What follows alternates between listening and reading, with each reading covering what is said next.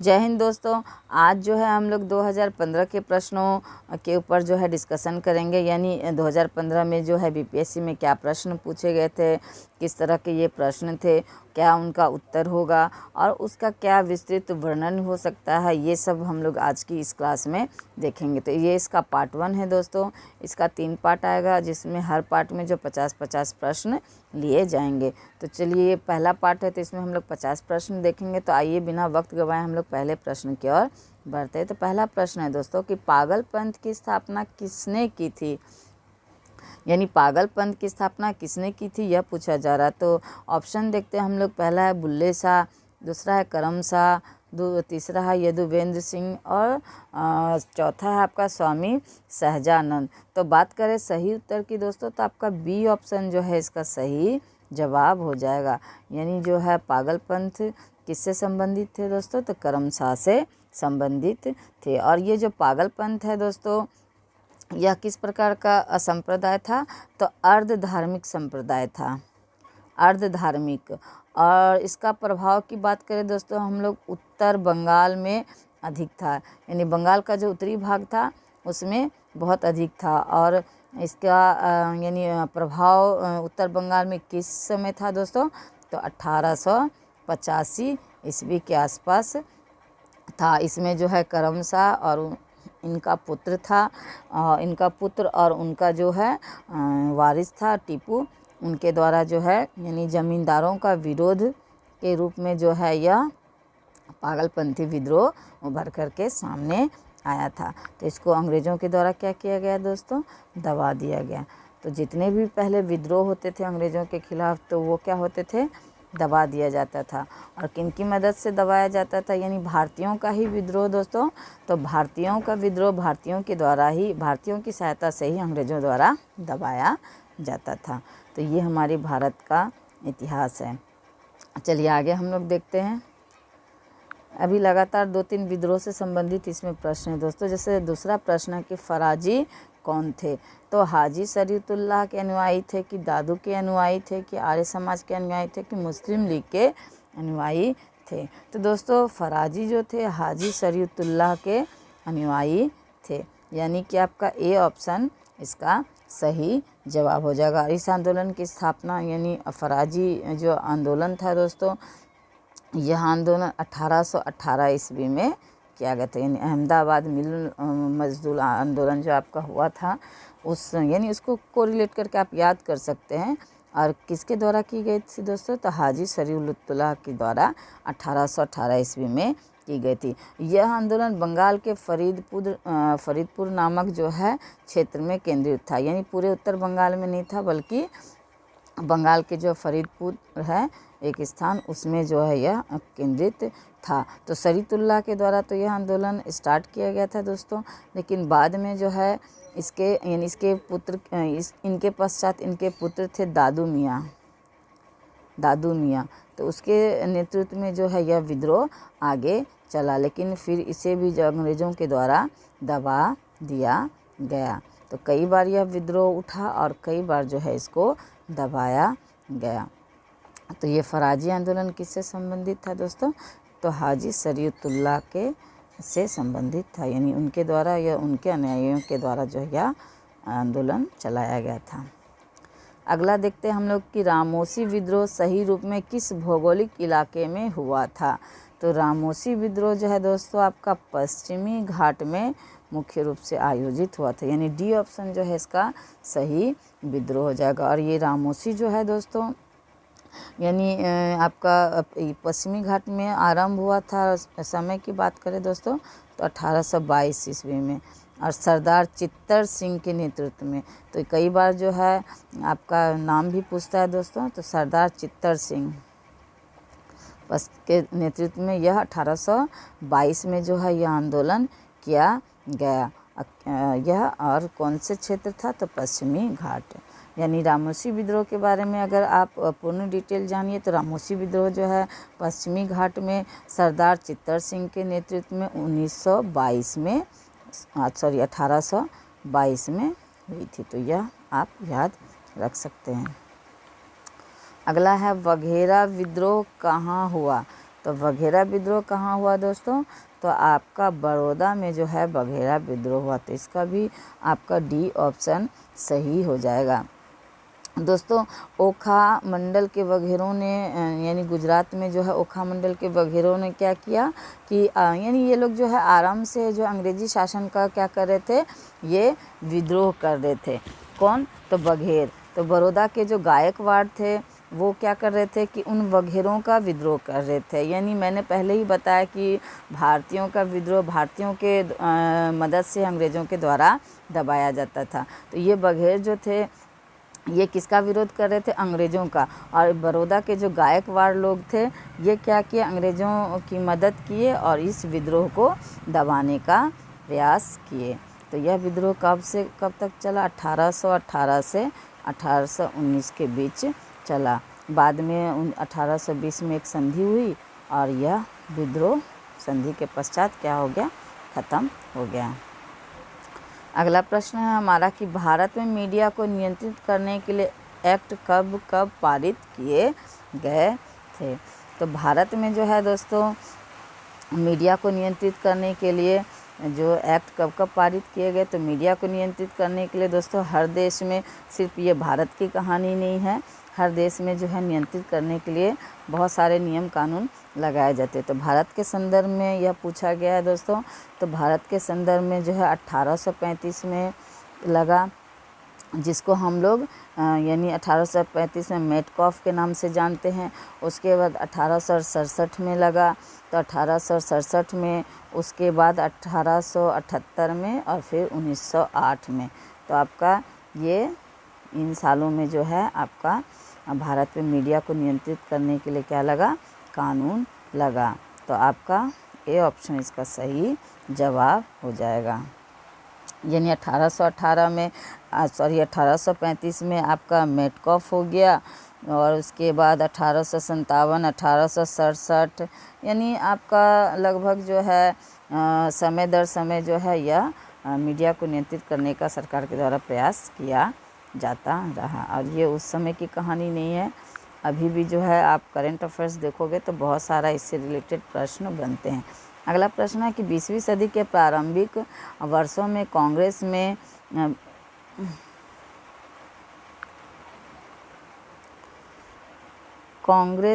विभाजन की प्रक्रिया शुरू हुई। तो किस आधार पर कांग्रेस में जो है 20वीं शताब्दी में दोस्तों विभाजन की प्रक्रिया शुरू हुई? तो ऑप्शन देखते हैं हम लोग। तो कांग्रेस आंदोलन की रणनीतियों पर, कांग्रेस आंदोलन के उद्देश्यों पर, या कांग्रेस आंदोलन में लोगों की भागीदारी पर। तो दोस्तों आपका अगर कांग्रेस के बीच विभाजन की हम लोग बात करें तो इन सब में ये सब कारण आपको सही लगेंगे। यानी ये सारा जो प्रॉब्लम है कांग्रेस के बीच चल रहा था। यानी कांग्रेस आंदोलन की नीतियों पर भी आपस में विरोध था, कांग्रेस आंदोलन के उद्देश्यों पर भी जो आपस में मतभेद था, और कांग्रेस आंदोलन में लोगों की भागीदारी पर भी यह लोगों यानी इस कांग्रेस में जो मतभेद थे ये सदस्यों में।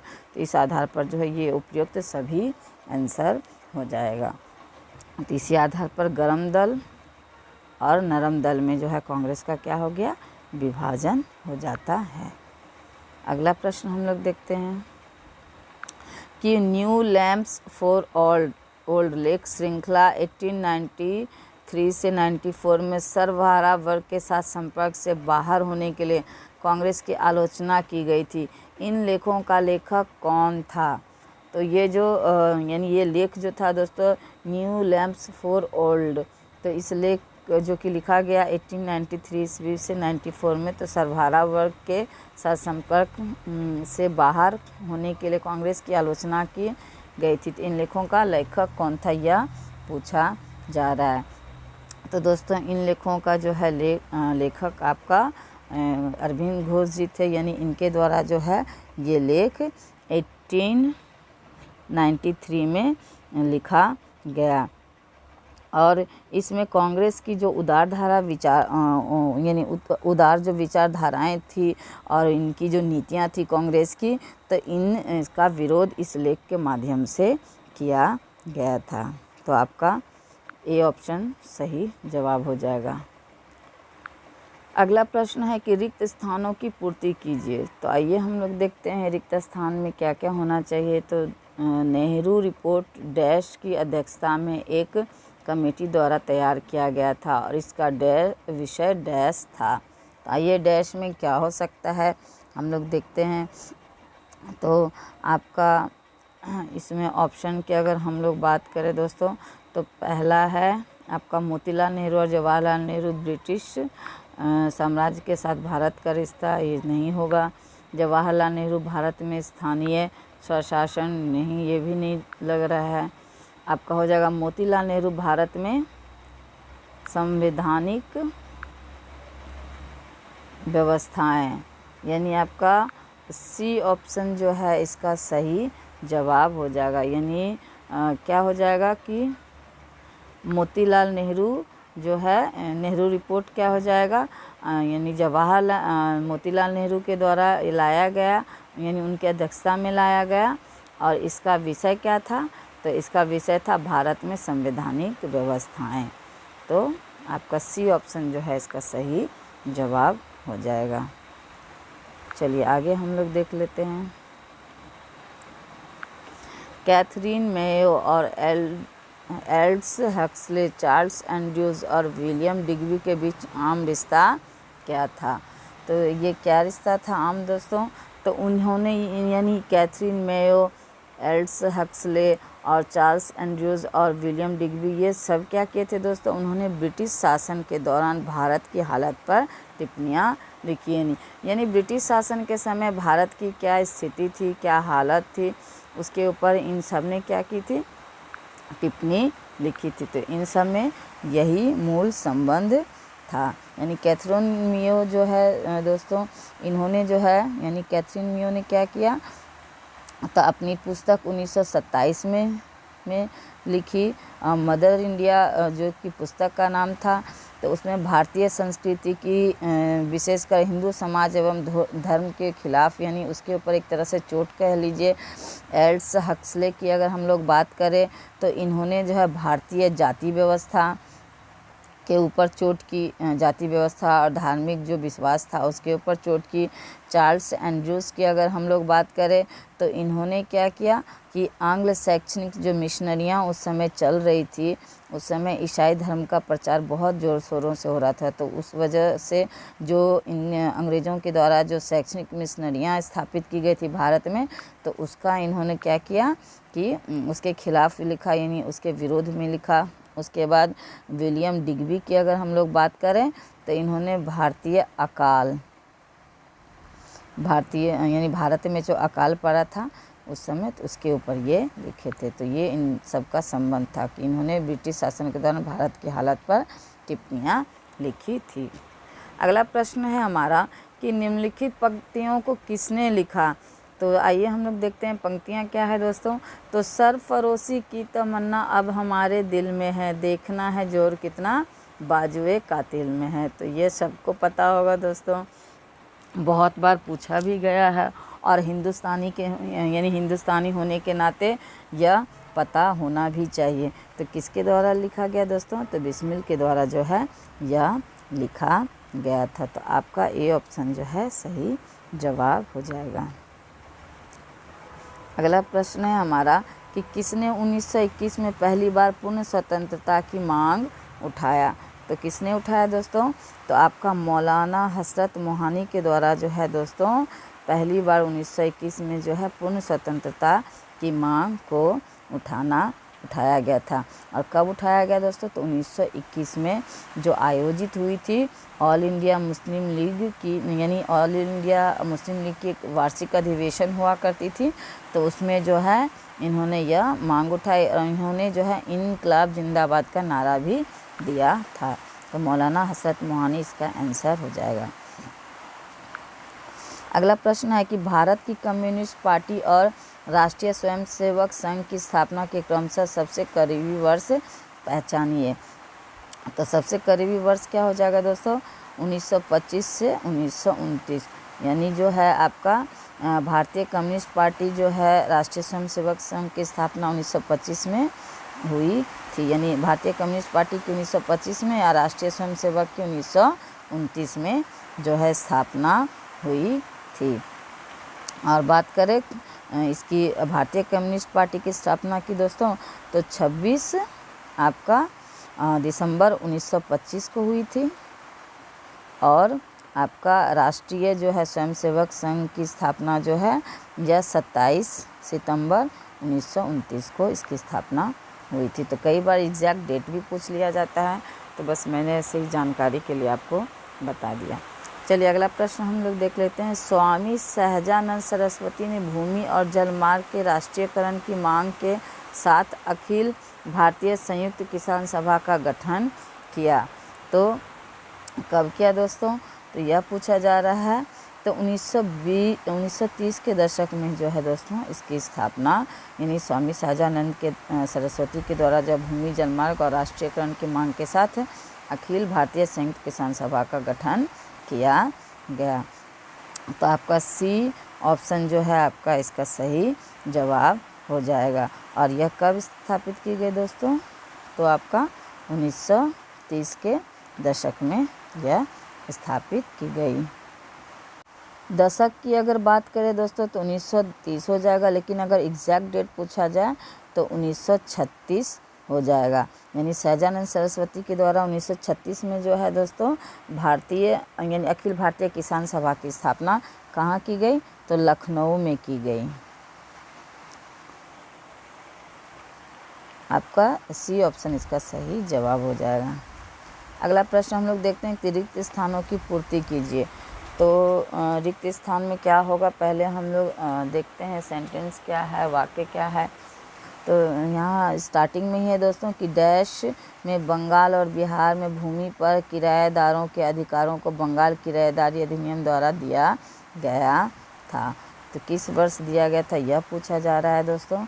तो बात करें तो 1885 इसका आंसर हो जाएगा। यानी 1885 में जो है आपका बंगाल में बिहार में यानी बंगाल और बिहार में भूमि पर किराएदारों को अधिकारों को बंगाल किराएदारी अधिनियम के द्वारा दिया गया था। तो आपका ए ऑप्शन इसका सही जवाब हो जाएगा। अगला प्रश्न है कि निम्नलिखित में से कौन सा गोलमेज सम्मेलन 1932 में हुआ था? तो दोस्तों आप जोड़ लो, 1930 में प्रथम हुआ, 1931 में द्वितीय हुआ और 1932 में तृतीय हुआ। तो कहाँ है यहाँ तीसरा ऑप्शन? तो आप सी ऑप्शन इसका सही जवाब हो जाएगा। दोस्तों तीनों का सीक्वेंस आप याद रखिए, पहला को याद कर लोगे तो बाकी दो का जो है आपका याद हो ही जाएगा। तो पहला कब हुआ था? 1930 में हुआ था, दूसरा 1931 में और तीसरा 1932 में। तो आपका यानी पूछ रहा है यहाँ 1932 वाला सम्मेलन तो कब हुआ? तो तीसरा हुआ था। और कब हुआ, कहाँ हुआ था दोस्तों? तो लंदन में। कहाँ हुआ? लंदन में 17 नवंबर को हुआ। 17 नवंबर जो है 1932 को यह हुआ था। दोस्तों यह इस सम्मेलन यानी एक तरह से कहा जाए तो तीनों जो गोलमेज सम्मेलन था वह असफल ही रहा। और ये जो तीसरा गोलमेज सम्मेलन था यह तो और बिल्कुल असफल रहा, क्योंकि इसमें ना तो कांग्रेस के सदस्य भाग लिए और ना ही जो ब्रिटेन के जो लेबर पार्टी थे उन्होंने भाग लिया। इस सम्मेलन की खासियत एक ये रही कि श्वेत पत्र जारी किया गया इसमें, जो बाद में जो है भारतीय शासन अधिनियम जो 1935 हम लोग बार बार पढ़ते हैं। तो इस श्वेत पत्र के द्वारा ही जो यानी ये श्वेत पत्र ही जो है 1900 यानी भारतीय शासन अधिनियम 1935 का आधार बना। तो बस यही खासियत इस तृतीय गोलमेज की आप कह सकते हैं। बाकी ऑल ओवर देखोगे तो तीनों गोलमेज सम्मेलन जो है असफल ही रहा। अगला है प्रश्न कि 1920-22 ईस्वी के असहयोग आंदोलन के दौरान बिहार में प्रचलित मान्यताओं में से यह थी कि उनकी जीत होगी, क्योंकि गांधी क्या थे दोस्तों? तो क्या धर्म के प्रतीक थे, कि एक निपुण राजनीतिज्ञ थे, कि अंग्रेज़ों को हराने का तरीका पता था या अंग्रेजी जानते थे? तो क्या हो जाएगा दोस्तों? वे धर्म के प्रतीक थे। तो 1920-22 ईस्वी में जो असहयोग आंदोलन हुआ था दोस्तों, उस दौरान बिहार में जो है गांधी जी यानी एक तरह से कहिए कि उन्हें साधारण मनुष्य माना ही नहीं जाता था, उनको एक अवतार के रूप में वो लोग यानी बिहार के लोग मानते थे।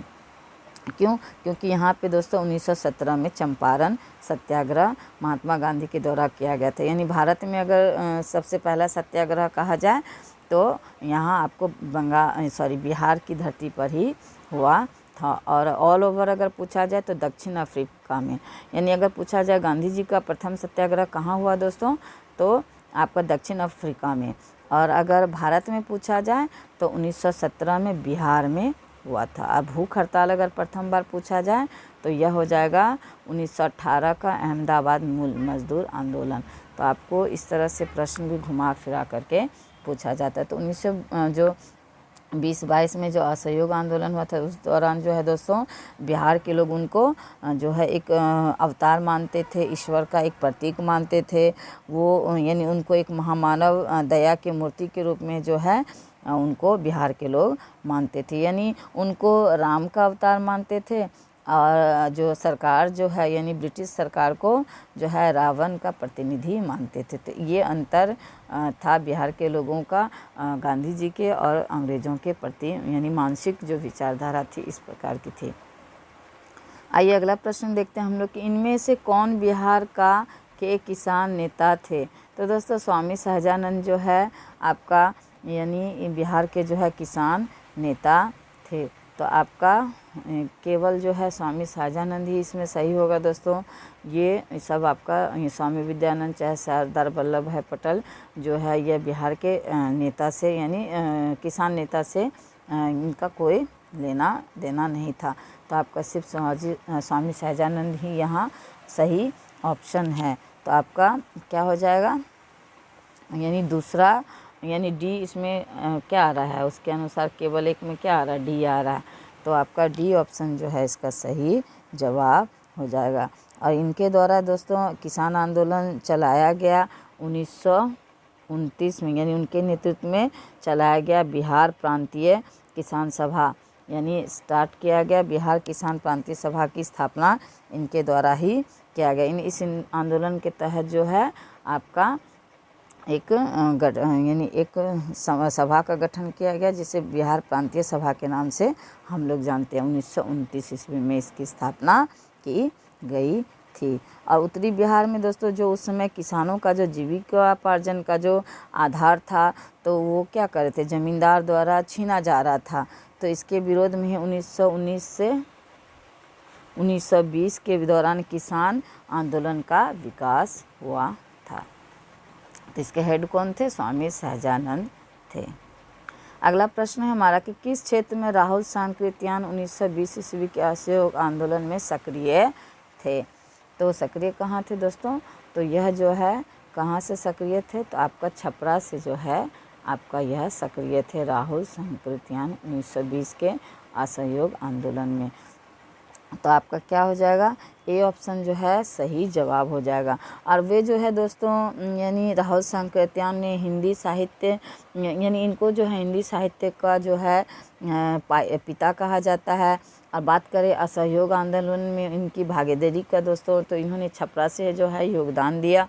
और इन्होंने छठ पूजा जो कि बिहार का एक महापर्व होता है तो इसको टारगेट किया इस आंदोलन के प्रचार प्रसार के लिए, क्योंकि इस पर्व में चूँकि यह बिहार का महापर्व है तो इस पर्व में जो है बिहार की बहुत बड़ी संख्या में महिलाएं एक जगह एकत्रित होती है इस पूजा के लिए।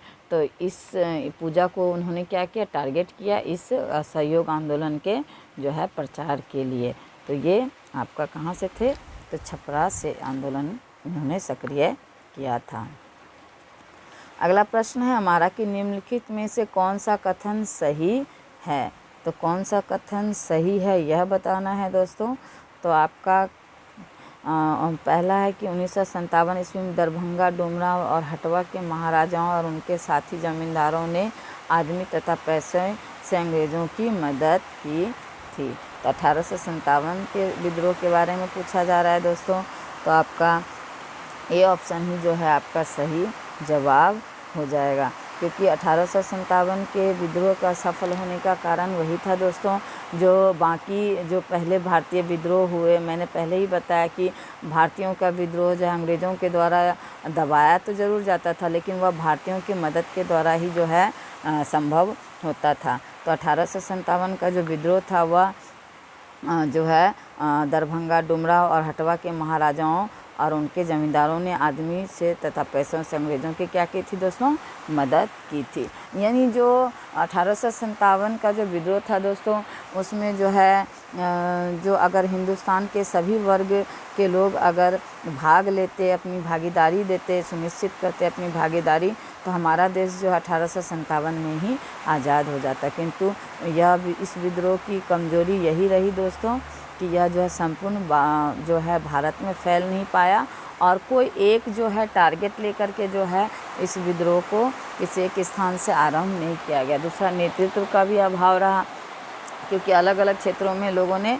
अपने अलग अलग कारणों से जो है अंग्रेज़ों का विरोध किया। तो अंग्रेज़ों को आसानी मिली कि अलग अलग क्षेत्रों में उसे इस विद्रोह को दबाने का मौका मिला।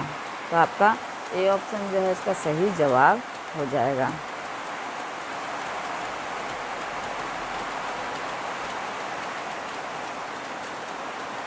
अगला प्रश्न है कि किसने दुखी आत्मा, दुखी हृदय जैसे छंद नामों के तहत लिखकर चंपारण के किसानों की दुर्दशा पर प्रकाश डाला था। तो किसने दोस्तों, तो पीर मोहम्मद मुनीस के द्वारा जो है आपका दुखी आत्मा और दुखी हृदय जैसे छंद नामों के तहत चंपारण किसानों की दुर्दशा पर जो है लिखा था। तो यही चंपारण के किसानों के उद्धार के लिए दोस्तों 1917 में जो है गांधी जी बिहार आए और राजकुमार शुक्ल के आमंत्रण पर। तो कई बार यह प्रश्न पूछा जाता है। तो राजकुमार शुक्ल के आमंत्रण पर वह बिहार आए और प्रथम सत्याग्रह जो है वह भारत की धरती पर बिहार से ही जो है आरंभ करते हैं। और ये जो दोस्तों पीर मोहम्मद मुनीस थे, ये क्या थे, तो एक यानी स्कूल के जो है क्या थे, टीचर थे, अध्यापक थे और उनके द्वारा ही जो है यह सब यानी वो एक शिक्षक होने के नाते क्या थे, वे संवाददाता, यानी शिक्षक होने के साथ साथ वे स्थानीय संवाददाता भी थे। और उनके द्वारा ही जो है आपका यह 1916 में लेख लिखे, यानी 1917 में तो चंपारण सत्याग्रह हुआ था, उसके एक साल 1916 में जो है यह लेख लिखा गया था। तो आपका ए ऑप्शन सही जवाब हो जाएगा। बारिश स्टार्ट हो गई है दोस्तों, लगता है आवाज़ में भी डिस्टर्बेंस आ रही होगी। चलिए अगला प्रश्न हम लोग देखते हैं कि निम्नलिखित में से किन वर्षों में व्यापार संतुलन भारत के लिए अनुकूल था। तो किन वर्षों में व्यापार संतुलन जो है अनुकूल था भारत में, तो दोस्तों 1970 से 71 के दौरान और 1974 से 75 के दौरान जो है आपका भारत में जो है व्यापार संतुलन जो है अनुकूल था। तो आपका ए ऑप्शन जो है सही जवाब हो जाएगा। अनुकूल व्यापार संतुलन का तात्पर्य होता है दोस्तों, ये इकोनॉमिक्स का सवाल हो जाता है। तो बात करें अनुकूल व्यापार संतुलन की, तो इसका अर्थ होता है कि आयात यानी आयात की तुलना में अगर निर्यात अधिक हो तो वह क्या कहलाता है दोस्तों, तो व्यापार संतुलन, यानी वो उसको हम लोग अनुकूल व्यापार संतुलन कह सकते हैं। तो यह इसका अर्थ होता है। तो कब यह था, 1970 से 71, 1974 से 75 के दौरान। अगला प्रश्न है कि निम्नलिखित समझौतों पर विचार कीजिए। तो इसल्फ्ता यानी भारत श्रीलंका मुक्त व्यापार समझौता, साफ्ता दक्षिण एशिया मुक्त व्यापार क्षेत्र, सीसा भारत और सिंगापुर के बीच व्यापारिक आर्थिक सहयोग समझौता, और चौथा है साफ्टा दक्षिण एशिया अधिमान्य व्यापार व्यवस्था।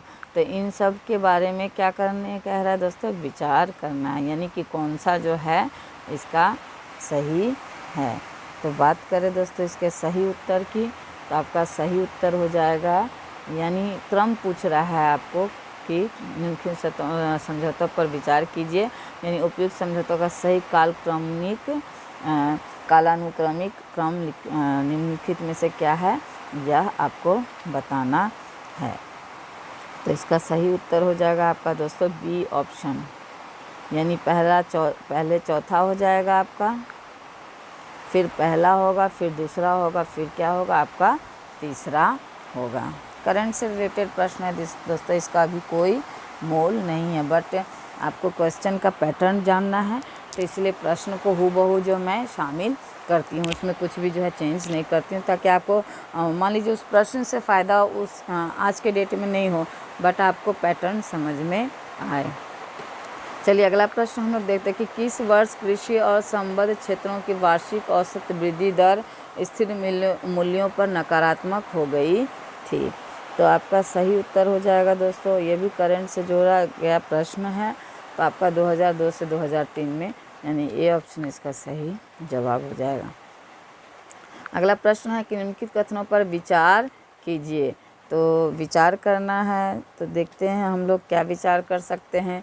तो वर्षा बीमा योजना भारतीय कृषि बीमा कंपनी लिमिटेड AICIL द्वारा किया जाता है। और फिर क्या है, यह योजना वर्ष 2004 के दौरान दक्षिण पश्चिम मानसून अवधि में शुरू की गई थी। तो उपयुक्त कथनों में से कौन सा सही है यह बताना है। तो कौन सा सही है दोस्तों, तो आपका सी ऑप्शन सही होगा, क्योंकि दोनों जो है आपका सही है, यानी दोनों 1 और 2 दोनों क्या है आपका सही है। अगला प्रश्न है हमारा कि निम्नलिखित कथनों पर विचार कीजिए। तो पहला है दोस्तों, बैंक दर वह ब्याज दर है जो भारतीय रिजर्व बैंक अपने ग्राहकों से उनके अल्पकालिक उधार पर लेता है। दूसरा है कि रेपो दर वह ब्याज दर है जो भारतीय रिजर्व बैंक अपने ग्राहकों से उनके दीर्घकालिक उधार पर लेता है। तो इसका उत्तर की अगर हम लोग बात करें दोस्तों, तो आपका इसका सही उत्तर हो जाएगा आपका डी, यानी ना तो 1 और ना ही 2, यानी दोनों जो है आपका गलत हो जाएगा। तो आपका डी ऑप्शन जो है इसका सही जवाब हो जाएगा। अगला प्रश्न देख लेते हैं हम लोग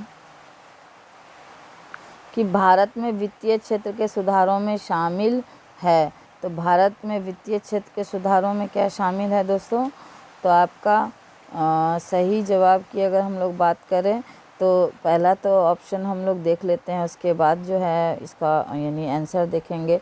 तो भारत में वित्तीय क्षेत्र के सुधार में शामिल है CRR और SLR को कम करना, बीमा क्षेत्र में निजी कंपनियों का प्रवेश और ब्याज दर का अविनियमन। तो उपयुक्त सभी इसका सही जवाब हो जाएगा, यानी डी ऑप्शन जो है इसका सही जवाब हो जाएगा। यानी ये वित्तीय क्षेत्र में सुधार के लिए ये तीनों जो है A, B और C तीनों ऑप्शन आपका उपयुक्त है। अगला प्रश्न है कि निम्नलिखित में से कौन सा भारत निर्माण का एक अंग नहीं है। तो भारत निर्माण का एक अंग कौन सा नहीं है दोस्तों, तो आपका कृषि आधारित उद्योग जो है भारत निर्माण का अंग नहीं है। बाकी ग्रामीण विकास, ग्रामीण विद्युतीकरण, ग्रामीण टेलीफोनी, ये सब भारत जो है निर्माण का अंग है। तो आपका सी ऑप्शन जो है आपका सही जवाब हो जाएगा। आपका यानी भारत जो है निर्माण का अंग कौन सा नहीं, तो कृषि आधारित उद्योग जो है भारत निर्माण के अंग के रूप में शामिल नहीं किया गया है। तो भारत निर्माण के अंग की अगर हम लोग बात करें दोस्तों, तो इसमें ग्रामीण विकास, आपका ग्रामीण विद्युतीकरण, ग्रामीण टेलीफोनी जो है, सड़क, सिंचाई, आवास, जल आपूर्ति, विद्युतीकरण और ये दूरसंचार सभी योजनाएं इसमें शामिल होती हैं। भारतीय योजना आयोग के अनुसार निम्नलिखित में से कौन सा गरीबी रेखा के लिए सही है। तो ऑप्शन देखते हैं। पहला तो नगरीय क्षेत्रों में प्रति व्यक्ति 42 रुपये प्रतिदिन, या ग्रामीण क्षेत्रों में प्रति व्यक्ति 26 रुपये प्रतिदिन, या नगरीय क्षेत्रों में प्रति व्यक्ति 32 रुपये प्रतिदिन, या ग्रामीण क्षेत्रों में प्रति व्यक्ति 32 रुपया प्रतिदिन। तो दोस्तों सही उत्तर की अगर हम लोग बात करें, तो आपका इसका सही उत्तर हो जाएगा दूसरा और तीसरा, यानी आपका दूसरा और तीसरा क्या हो जाएगा, सही हो जाएगा। दूसरा में क्या है, ग्रामीण क्षेत्रों में प्रति व्यक्ति 26 रुपये प्रतिदिन और नगरीय क्षेत्रों में प्रति व्यक्ति 32 रुपये प्रतिदिन। तो ये गरीबी रेखा के लिए सही है। अगला प्रश्न है कि निम्नलिखित योजनाओं पर विचार कीजिए। तो कौन सी योजना है हमारे दोस्तों, हम लोग उसको देख लेते हैं। तो क्या है, EAS, ट्राइसेम, JRYRLEGP। तो इन योजनाओं को लागू करने का सही कालानुक्रम जो है बताना है। तो सही कालानुक्रम क्या होगा दोस्तों, तो आपका हो जाएगा डी ऑप्शन, यानी पहला हो जाएगा, पहले यानी दूसरा हो जाएगा, यानी ये हो जाएगा आपका, यानी दूसरा हो जाएगा 1 नंबर पर, दूसरा हो जाएगा 1 नंबर पे, दूसरा हो जाएगा, चौथा हो जाएगा आपका 2 नंबर पे, और तीसरा हो जाएगा आपका 3 नंबर पे, चौथा हो जाएगा 1 नंबर पे। तो आपका क्या हो जाएगा, डी ऑप्शन आपका सही जवाब हो जाएगा। स्तंभ क के साथ स्तंभ ख को मिलाइए और नीचे दिए गए कूट की सहायता से सही उत्तर का चयन करना है। तो आइए स्तंभ क को ख से मिलाते हैं। तो दोस्तों पहला ही पूछा जा रहा है, राष्ट्रीय कृषि नीति, समुद्री मत्स्य नीति, नवीन विदेशी नीति यानी व्यापार नीति, या 7वां वित्तीय आयोग। तो आपका इसका सही जवाब हो जाएगा डी, यानी आपका क्या हो जाएगा, यानी पहला का हो जाएगा आपका 3, यानी 2000 हो जाएगा, बी का हो जाएगा आपका 1, और सी का हो जाएगा 4, और डी का हो जाएगा 2, यानी डी ऑप्शन इसका सही जवाब हो जाएगा। अगला प्रश्न है कि लौंग पौधे के निम्नलिखित में से किस भाग, यानी लौंग जो होता है पौधे के किस भाग से प्राप्त होता है। तो किस भाग से प्राप्त होता है दोस्तों लौंग, तो आपका शुष्क जो पुष्प कली होता है उससे जो है लौंग प्राप्त होता है। तो आपका क्या हो जाएगा, आपका डी ऑप्शन जो है सही जवाब जो हो जाएगा। लौंग जो है दोस्तों मायराटेसिया, सिजीगम और एरोमेटिकम कुल का पौधा माना जाता है। यह कौन सा है दोस्तों, तो शुष्क पुष्प कली के रूप में यह प्राप्त होता है। तो इसकी पुष्प कली जो है आरंभिक अवस्था में दोस्तों पीले रंग की होती है, फिर यह जब परिपक्वता की स्थिति में होती है तो इसका रंग कैसा हो जाता है, चमकीला लाल हो जाता है। तो यह भी अतिरिक्त रूप से आप याद रख सकते हैं। अगला प्रश्न है कि ऑन्कोजीन संबंधित है। तो ऑन्कोजीन किससे संबंधित है दोस्तों, तो ऑन्कोजीन जो है आपका यानी ऑन्कोजीन जो है कर्क रोग से आपका संबंधित है, यानी सी ऑप्शन जो है इसका सही जवाब हो जाएगा। यानी कैंसर की जो उत्पत्ति का यह कारक माना जाता है कौन, तो ऑन्कोजीन। तो आपका ऑन्कोजीन किससे संबंधित है, तो कर्क रोग यानी कैंसर से संबंधित है। अगला है हमारा प्रश्न कि सबसे क्रियाशील धातु कौन सी है। तो सबसे क्रियाशील धातु कौन सी है दोस्तों, तो सबसे क्रियाशील धातु की अगर हम लोग बात करें तो सबसे क्रियाशील धातु आपका सोडियम हो जाता है। और सोडियम जो है दोस्तों आवर्त सारणी के अल्कली धातु का अल्कली धातु का जो है क्या है, यह सदस्य है। और यह जो है अत्यधिक यानी बहुत अधिक सक्रिय होता है, और यह कभी जो प्रकृति में कभी भी शुद्ध रूप में यह नहीं पाया जाता है। सोडियम बहुत जल्द बदरंग भी हो जाता है दोस्तों।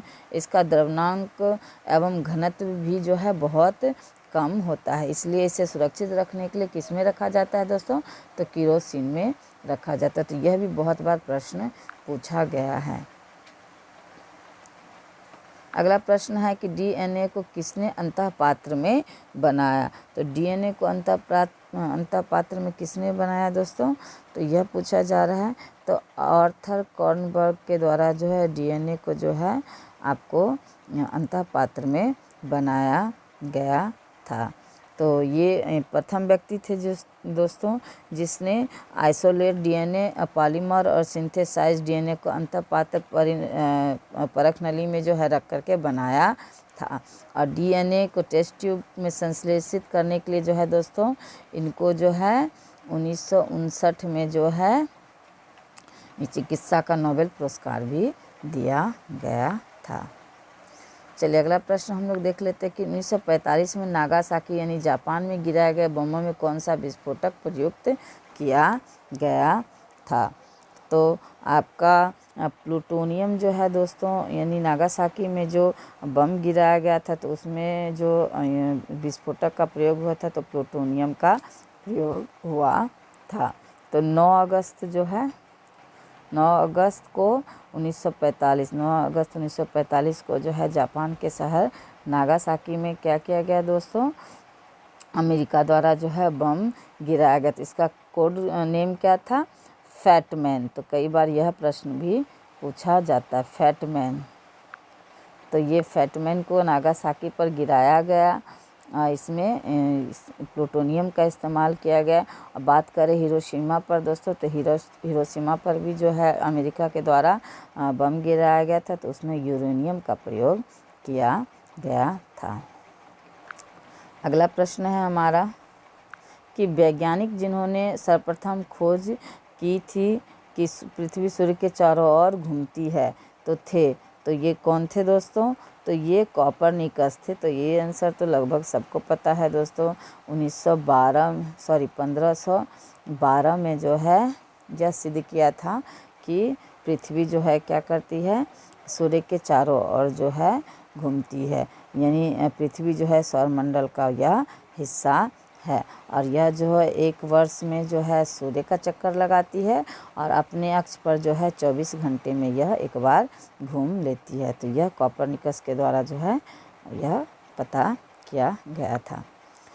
अगला है कि कॉस्मिक किरणें हैं, तो क्या है दोस्तों कॉस्मिक किरणें, तो कॉस्मिक किरणें जो है आपका आवेशित कण है कि अनावेशित कण है, कि आवेशित तथा अनावेशित दोनों हो सकती है, या उपयुक्त में से कोई नहीं। तो कॉस्मिक किरणें जो है दोस्तों आवेशित और अनावेशित ये दोनों हो सकती हैं। तो कॉस्मिक किरणें ऊर्जा संग्रहण की प्राथमिक किरणें हैं दोस्तों, जो मुख्यतः प्रोटॉन और हीलियम न्यूक्लाई से बनी होती है। तो ये जो विकिरण है सूर्य एवं सौरमंडल के बाहरी क्षेत्र से दोस्तों निकलते हैं। तो आप ये भी अतिरिक्त रूप से याद रख सकते हैं। अगला प्रश्न है हमारा कि निम्नलिखित में से कौन सा तत्व सभी कार्बनिक यौगिकों में मिलता है। तो सभी कार्बनिक यौगिकों में दोस्तों कार्बन आपका मिलता है। तो आपका ए ऑप्शन जो है आपका सही जवाब हो जाएगा। तीव्रता एवं प्रयुक्तता के आधार पर निम्नलिखित में से कौन सा कर्क रोग उत्पन्न कर सकता है तथा उसका उपचार भी करता है।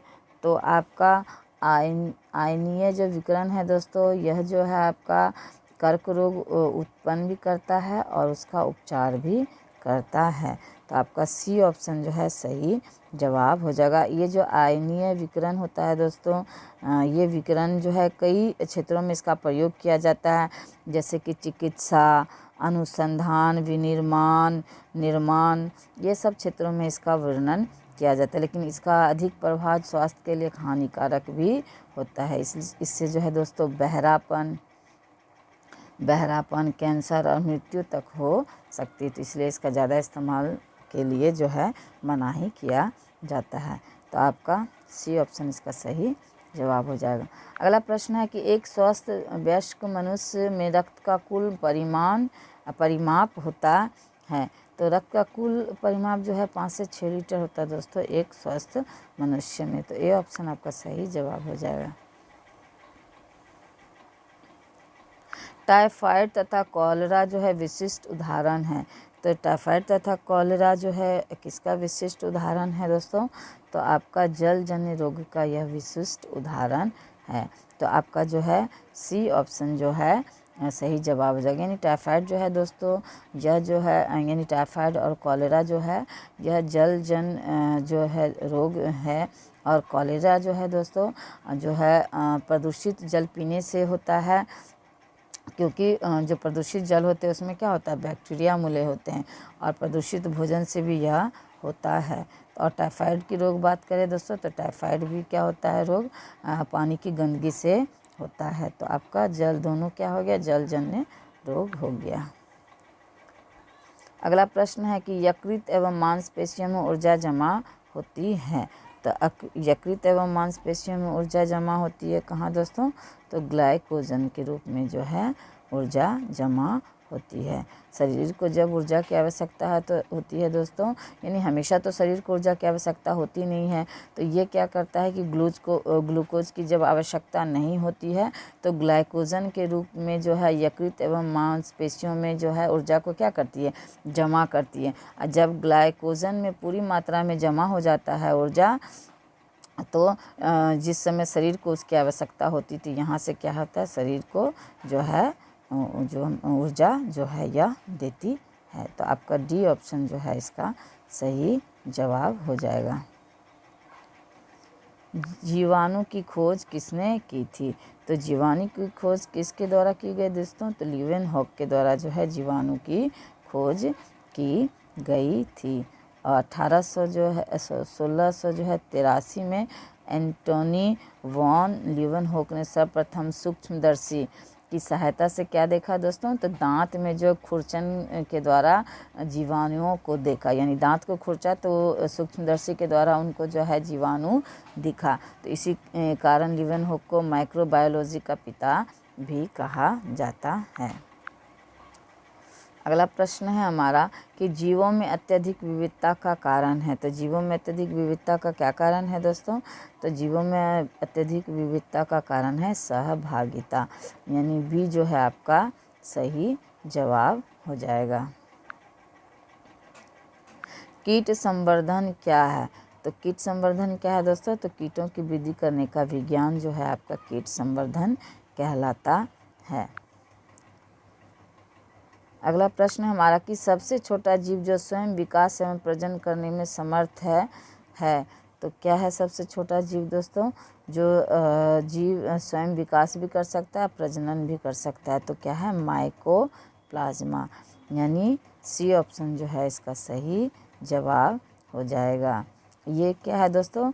ये प्रोकैरियोट्स है जो अपने सूक्ष्म आकार एवं जो है सख्त कोशिका भित्ति के अभाव में जीवाणु से मतलब ये जीवाणु से थोड़ा भिन्न होता है। तो आपका सी ऑप्शन जो है इसका सही जवाब हो जाएगा।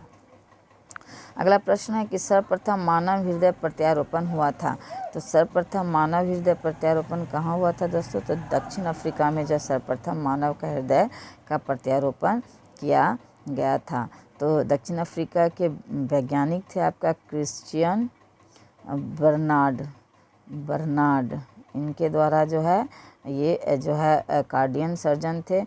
ये विश्व के प्रथम कार्डियोलॉजिस्ट है जिन्होंने प्रथम बार गुटे स्क्वायर अस्पताल जो कि केपटाउन में था, तो 53 वर्षीय व्यक्ति को शरीर में 3 दिसंबर 1967 को सफल हृदय का प्रत्यारोपण किया था। तो आपका दक्षिण अफ्रीका में यह कार्य हुआ था। वृक्क से प्रति मिनट औसत रक्त प्रवाह होता है। तो कितना रक्त प्रवाह होता है वृक्क से दोस्तों? तो 1200 सीसी जो है वृक्क से प्रति मिनट रक्त जो है प्रवाह होता है। तो आपका बी ऑप्शन इसका सही जवाब हो जाएगा। पादप कली है। तो पादप कली क्या है दोस्तों? तो पादप कली जो है आपका एक भ्रूणीय टहनी है। तो क्या है पादप कली दोस्तों? एक भ्रूणीय जो है टहनी है। और यह भ्रूणीय टहनी जो है सामान्यतः एक पत्ते के कक्ष या ना यानी तना पत्ता का कक्ष कहिए या तना का जो नुकीला भाग होता है उस पर यानी अग्रभाग पर यह पाया जाता है। तो आपका क्या है? यह एक भ्रूणीय टहनी है। अब अंतिम प्रश्न है दोस्तों इस वीडियो का, सिगरेट लाइटर में निम्नलिखित में से कौन सी गैस प्रयुक्त होती है? तो ब्यूटेन जो है दोस्तों सिगरेट लाइटर में प्रयुक्त होती है। तो आपका क्या हो जाएगा? ए ऑप्शन ही आपका सही जवाब हो जाएगा। ये इसलिए प्रयुक्त होता है दोस्तों कि यह जो है एक उच्च ज्वलनशील पदार्थ है और यह रंगीन भी है, रंगीन अवस्था में रहता है। तो यह आसानी से क्या होता है, यानी रंगीन और आसानी से द्रवावस्था में आ जाने वाली यह गैस है जिसका उपयोग क्या होता है? सिगरेट के लाइटर में किया जाता है। तो ये ब्यूटेन आपका सही जवाब हो जाएगा। दोस्तों कैसे लगे प्रश्न? अगर अच्छे लगे तो इस वीडियो को लाइक कीजिए, अपने दोस्तों को शेयर भी कीजिए और अगर चैनल को सब्सक्राइब नहीं किए हैं तो सब्सक्राइब भी ज़रूर कीजिए ताकि आपको ऐसे ही वीडियो जो है मिलते रहे और जो है आपका जो बटन है उसको भी जो है ज़रूर क्लिक कीजिए, ताकि आपको नोटिफिकेशन भी मिलता रहे। तो चलिए हम लोग कल फिर से मिलते हैं इसके पार्ट 2 के साथ। तब तक के लिए जय हिंद।